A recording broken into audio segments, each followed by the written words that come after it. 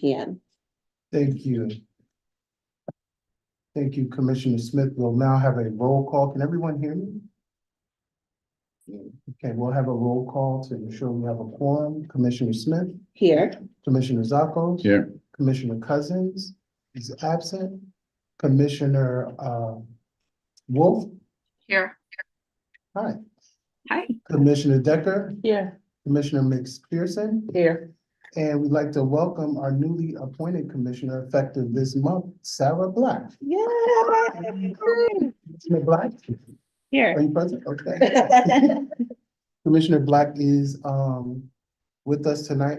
However, she still needs to take her oath, so she won't be voting, but she is present in the meeting, and she'll have all that wrapped up. And next month in February, we'll be good to go. Speaking of, next month is also a holiday, so I'd like to make a recommendation that we move that meeting to the next Tuesday. Keep in mind, it's Valentine's Day weekend, but we'd like to move that to the Tuesday, and get an exact date to be certain. I should have had that. for you. How about I pick February state calendar? It is the 17th, so we want to move it to the 18th. Mhm. Can I get a motion for that? I make it. Commissioner Decker makes a motion. Anybody second? I'll second that. Commissioner Smith seconds. All those in favor of moving the meeting to February 18th for the month of February due to a holiday, say aye. Aye. Any opposed? Have the same right? The motion carries. So just to be clear, our meeting next month, even though it's typically on the third Monday of every month, because due to the holiday, our meeting will be on February 18th, 2025 at 6 p.m. So first order of business, approval of minutes for December 2024. I'll make that motion. Thank you, Linda. And They I'll look second it. fantastic. They do. I was gonna say the same. It's been moved. It's moved by Commissioner Smith and seconded by Commissioner Decker. All those in favor? Aye. All Aye. those opposed? All those opposed? Am I moving too fast, Ms. Commissioner Wolf? Okay, Slight lag. yeah, I'll slow down a little because it's probably a lag. No, The sorry. motion- Yeah, there's a lag. My signal Okay. here is not good. No problem. I'll slow down a little bit. The motion carries, the minutes are approved. We would like to also approve accounts payable for December 2024. I'll make that motion. Commissioner Smith makes the motion. Commissioner Decker. Commissioner Decker, you seconded the motion? Yeah. All those in favor? Aye. Any opposed? Have the same right? The motion carries. Next on the agenda is the executive director report. Before I get started, let me just say, there will not be a update. Well, I'll say this. Marco is on, but there is not a development update other than the fact that we are working on solidifying the purchase of the properties on Warren Street and on Columbia and Second. There are some stipulations that we're trying to work out to ensure that our development partner is comfortable. So we're trying to work that out with HTDPA. We project to have that wrapped up by the February meeting, so that we can move forward. But right now, everything is, moving. Even though there's not a particular event happening, we are progressing at a very good pace, and hope to resubmit our proposal to HCR for approval so that we can get into their pipeline. All right. The next thing is I would like to just give a small report. We had a commissioner, well, it's lengthy, but I'll abbreviate as much as possible. There was a 2025 FADA Commissioners Conference that I attended myself and Commissioner Smith. I attended the executive director track out, and I just want to highlight some of the things that the meetings that I went to. Just to explain, the 2025 Public Housing Authority Directors Association Commissioners Conference was held in January 2025. It focused on critical issues affecting public housing authorities across the country. This report highlights key discussions and insights from the conference, particularly regarding housing authorities beginning to own and manage properties, the implementation of INSPIRE, which are inspection protocols, challenges related to low voucher utilization, and policy options such as moving to work program. Just to give a highlight, ownership and management of properties is something that is trending. It's a significant topic that was discussed, increasing the trend of housing authorities beginning to purchase and manage their own properties using non-federal funds. This shift allows housing authorities to have greater control over housing stock, enabling them to directly address community needs and improve the quality of available housing by leveraging non-federal funds. Housing authorities can expand their portfolios without relying on limited federal resources, thus fostering sustainability and resilience in their operations. The next is the INSPIRE protocol. That is an inspection protocol. And while it's already out there, they just reintroduced the inspection protocol. It stands for National Standards for the Physical Inspection of Real Estate. Inspection protocols, and is a part of our commitment to high quality housing. Our maintenance staff and I have successfully completed the certification process, and we did that some time ago when it was first introduced. This training equips us to implement those new standards effectively, ensuring that our properties meet necessary safety and quality benchmarks. The adoption of INSPIRE represents a significant step towards enhancing the inspection process, because we also do HCV inspections out at the property section inspection. So it's good that we have this under our belt so that we can also introduce it to landlords, because it's a new protocol, and let them know what they need to do to bring their units to standard. So it is also represents a significant step towards enhancing the inspection process and improving accountability, and ultimately providing better living conditions for our residents. It was also discussed challenges with voucher utilization, a reoccurring theme throughout the conference. So it's not just us, was the challenge of lower voucher utilization and inventory. Many families struggle to find willing landlords to accept vouchers, which can hinder their ability to secure stable housing. Factors contributing to this include a limited number of available units in the market and landlords' reluctance to participate in the program due to perceived risks or administrative burdens. Addressing these challenges requires new innovative strategies, including increased outreach to landlords, incentives for participation, and collaborations with local agencies to expand housing options for voucher holders. This next one I'll find very interesting, the deregulation options of local flexibility, which we refer to as MTW, which stands for Moving to Work. The discussions all emphasize the importance of deregulation options that provide local flexibility as a positive national policy. The Moving to Work program was highlighted as an effective model, allowing housing authorities to tailor their programs to better meet the needs of their communities by granting local agencies flexibility to implement and customize solutions.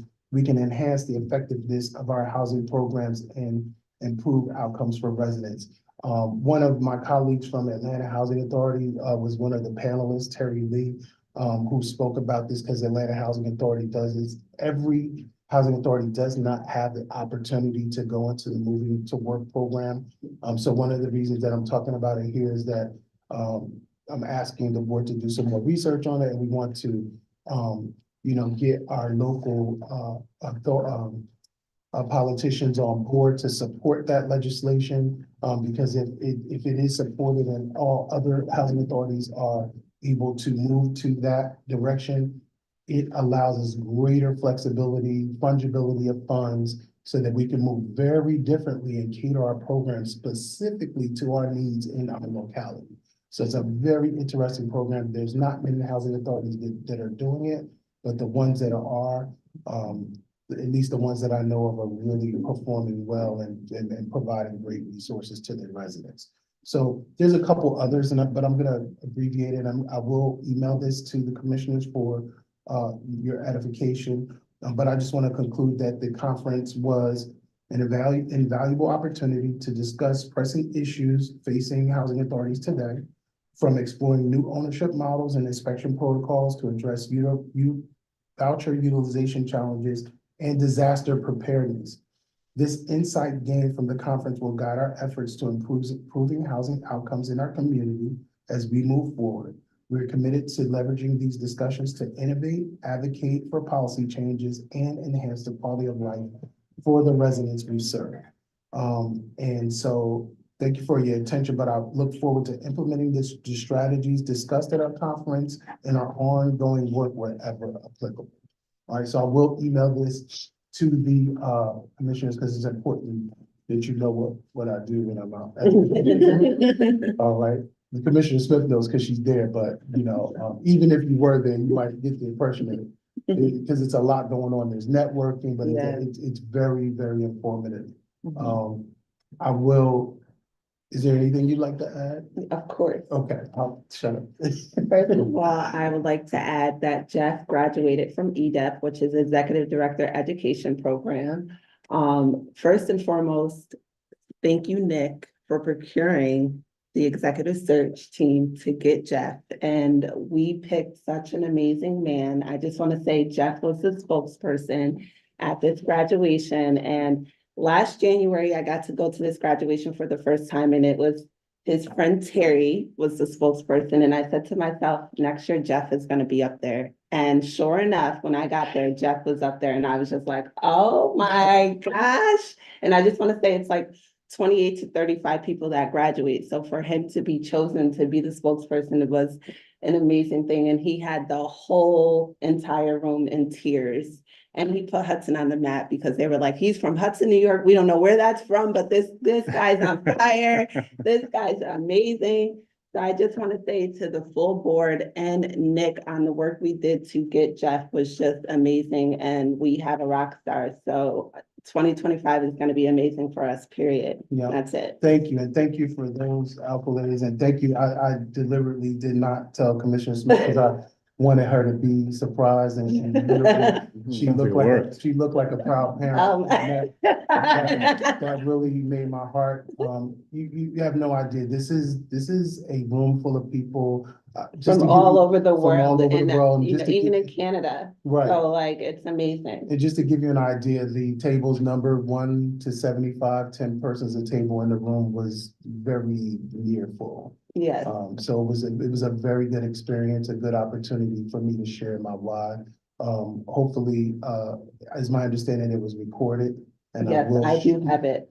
You do already? Yes. Oh, you recorded, okay. Yeah. 'Cause I've been looking for it, It was recorded. Yeah. By Ramona. but Fada also recorded it, and hopefully we'll be distributing it soon.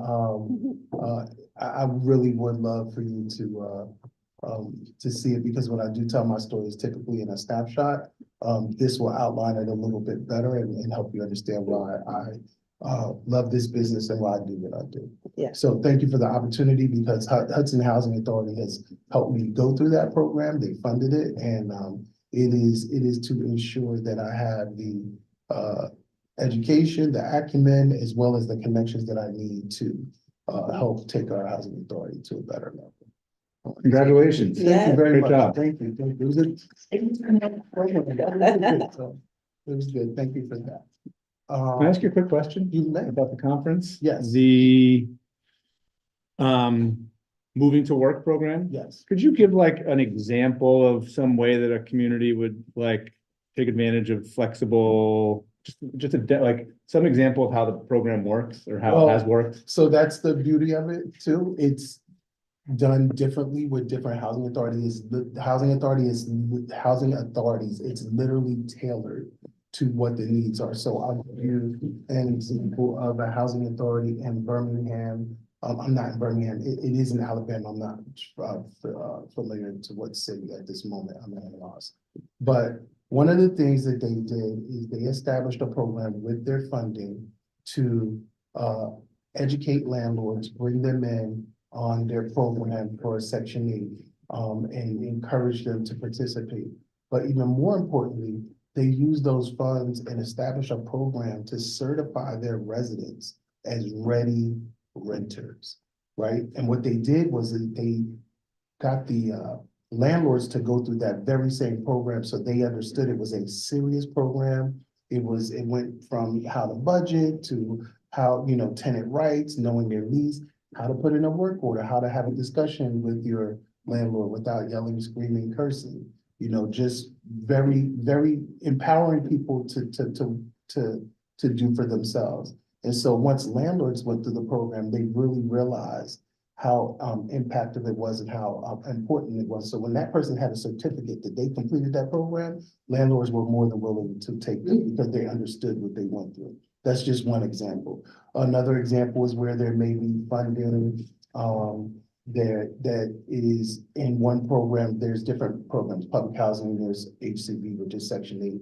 If one program is running out of money, you typically can't take housing choice voucher money and put it towards public housing funding. But in moving to work, you can, because the funds are what they call fungible, so you can use them in different areas.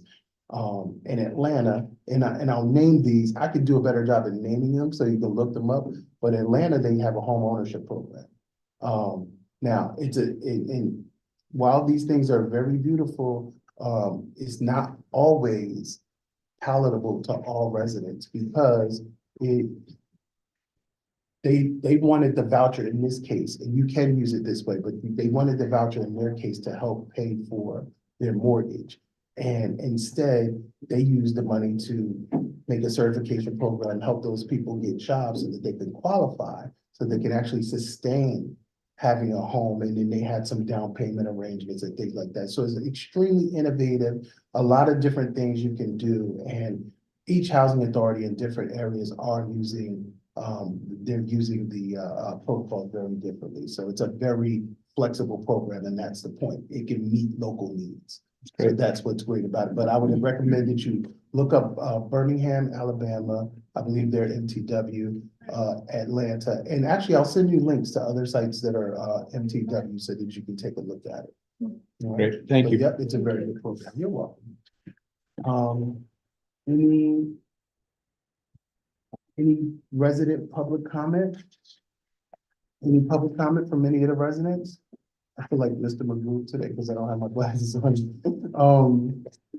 Okay. We don't have any new business or any resolutions. Is there a need to go into executive session for any reason today? No. Do we have any public comment from anybody in the public? So this is, you have something you'd like to say, Commissioner? This is Commissioner's time, Rebecca. Commissioners, I just saw you pop up on the screen. So. No, I did just to prove I was still awake. But Okay. I just want to say congratulations. I didn't get a chance to say it. Thank you so much. Congratulations to you. Thank you so much. Thank you. Any other commissioners have anything that they'd like to say, comments, concerns, or questions at this time?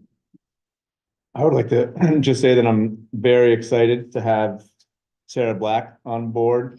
I think we're very lucky to have her as a commissioner. She has a lot of experience in this world of housing. And I think it's going to be a really, I'm really excited about working with you. Yeah. So thankful that we've got her on board. Yeah. Me too. Yes. Yeah. Would you like to say something? I'm gonna help her because I refer to her as, I'm probably one of the, well, I'm gonna say the few people, but I call her Dr. Black because that's who she is. Yes. And Dr. Black. Yeah. we are very fortunate to have her to our already, established crew of people who not just are formidable in their positions and wherever they are, but they are fighters for our cause, which is extremely important. So, Yeah. Is there something that you'd like to share? Oh, just that I'm so thrilled to be here and honored that I was asked. And I'll have much more to say, I guess, in the coming meetings.